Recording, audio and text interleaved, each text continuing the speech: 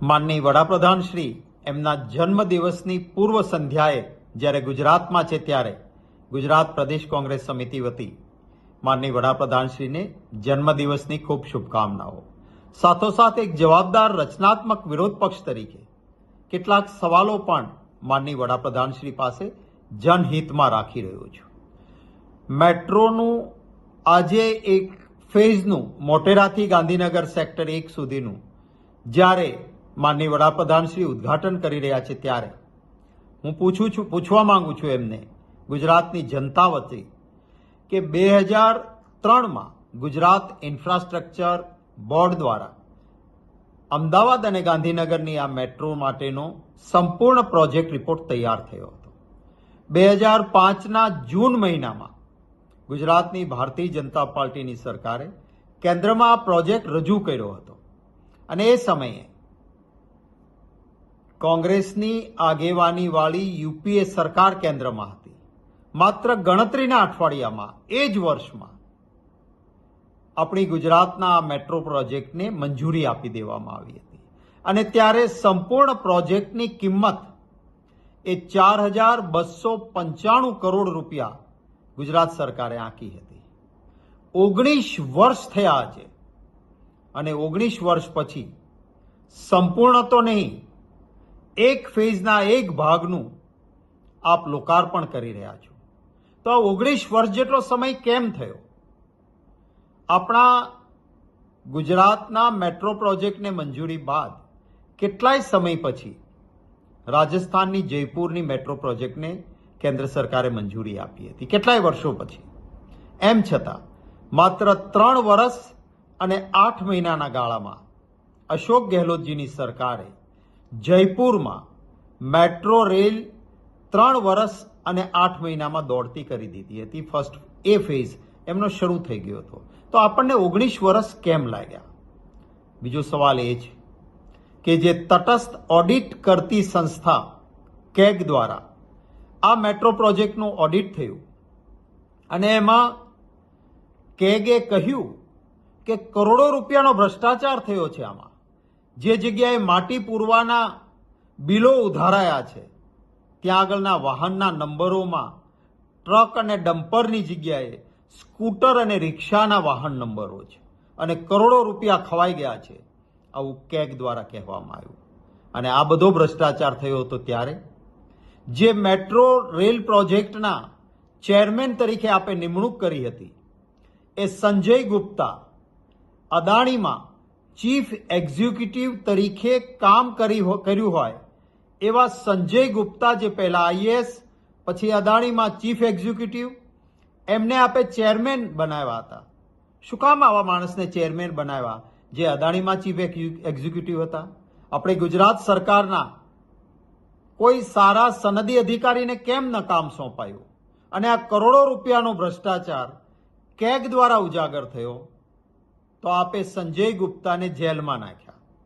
લોકમુખે ચર્ચાય છે કે સંજય ગુપ્તાને તો બલીનો બકરો બનાવવામાં આવ્યા હતા. એમને જેલમાં નખાયા અને એક લોકમુખે એ પણ ચર્ચાય છે કે જેલમાં હતા એ દરમિયાન એક તંદુરસ્ત માણસને એવા રોગગ્રસ્ત કરી દેવામાં આવ્યા જેમને રોગના કારણે પછી કોર્ટે જામીન પણ હેલ્થના ગ્રાઉન્ડ ઉપર આપ્યા અને થોડા જ સમયમાં એમનું મૃત્યુ થયું. લોકોમાં એ પણ શંકા છે કે સંજય ગુપ્તાને બલીનો બકરો બનાવી જેલમાં એમને રોગગ્રસ્ત કરી અને મૃત્યુના હવાલે કરવામાં આવ્યા જેથી આગળ કરોડો રૂપિયાના કૌભાંડની તપાસ જ ન થાય. મને લાગે છે કે શકના દાયરામાંથી બહાર આવવા માટે આવા મુદ્દાઓની એક તટસ્થ તપાસ ત્યારે જ થવી જોઈએ હતી, એ ન થઈ.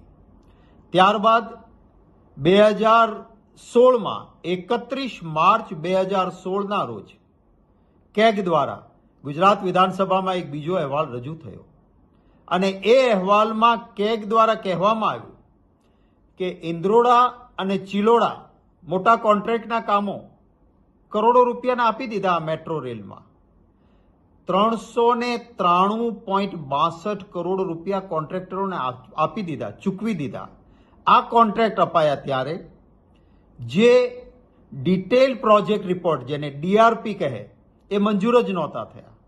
પછી ડીઆરપી મંજૂર થઈને આવ્યા તો એમાં રૂટ બદલાઈ ગયો એટલે 373.62 કરોડ રૂપિયા જે તમે ઇન્દ્રોડા અને ચિલોડા માટે વાપરી નાખ્યા હતા, કોન્ટ્રાક્ટરોને આપી દીધા, એ બધું કામ પાણીમાં ગયું. આ પૈસા પાણીમાં ગયા.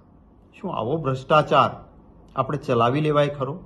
માનનીય વડાપ્રધાન શ્રી, આપના પાસે અપેક્ષા છે કે પ્રજાનો એક પણ રૂપિયો જો આવી રીતે ભ્રષ્ટાચારથી જતો હોય તો આપે લાલ આંખ કરવી જોઈએ. 56ની છાતી આપ બતાવો. આવા ભ્રષ્ટાચાર. અરે અમદાવાદમાં એક બ્રિજ બને છે અને એ 40 કરોડનો બ્રિજ તોડવાના 52 કરોડ, અને આપણા ગુજરાત સરકારના મંત્રીઓ પાછા છાતી ટીપે કે અમે તો એક કંપની પાસેથી વસૂલ કરવાના છીએ. અરે ભાઈ, કંપનીઓ પાસેથી વસૂલ ક્યારે થવાના? ટેકનિકલ કેટલા હિંચ આવવાના? અદાલતોમાં ઘસડી જશે તમને. આ રૂપિયા ક્યારેય વસૂલ તમે નહીં કરી શકો. હું ચેલેન્જ સાથે કહું છું, કરીને બતાવજો. 92 કરોડ રૂપિયા નહીં થાય વસૂલ. અરે ભાઈ, પહેલા 40 કરોડનું કામ થતું હતું, એમાં ભ્રષ્ટાચાર ન થવા દીધો હોત, તમારા લોકોએ ખાધા ન હોત તો આને તોડવો જ ના પડત. માનનીય વડાપ્રધાન શ્રી, આપ આટલું તો આપના લોકોને સમજાવો. આપ માનનીય વડાપ્રધાન શ્રી, ગુજરાતના અતિવૃષ્ટિથી જે ત્રાહિમામ પોકારેલા લોકો છે, આપ એની વચ્ચે પધારો. આપ જુઓ ખેડૂતોની કેવી બેહાલી થઈ છે. આપ જુઓ ગરીબના ઝૂંપડા તો સહિત મોટા મોટા સરસ બનેલા બંગલાઓમાં એક માળ સુધી પાણી ઘૂસી ગયું હતું. ગાડીઓ ડૂબી છે પાણીમાં. વેપારીઓના વેપાર નષ્ટ થયા છે. અને એના સામે આપની સરકાર 20,000 40,000ની સહાય કહે, ખેડૂતોને કહે કે 2 જ હેક્ટરમાં સહાય મળશે, અને એ પણ નજીવી. શું આ વ્યાજબી છે? કચ્છના લખપતમાં ભેદી રોગચાળો છે. મારી વિનંતી છે આપને, આપ પધારો ત્યાં. વડાપ્રધાન શ્રી, આપ એક મુલાકાત લો. લોકો ટપ ટપ મરે છે. દલિતની એક યુવાન દીકરી ગઈકાલે પણ મૃત્યુ પામી. આપ પધારો ત્યાં અને જુઓ કે જે પાણી ત્યાં જાય છે એ ટાંકાની પરિસ્થિતિ શું છે, લોકોની વચ્ચે આરોગ્યની શું સુવિધા છે. આશા રાખું છું. આપને જન્મદિવસ નિમિત્તે શુભકામનાઓ પાઠવું છું, પરંતુ ગુજરાતીઓની આ ચિંતા આપ કરો એવી 2 હાથ જોડીને વિનંતી કરું છું. નમસ્કાર.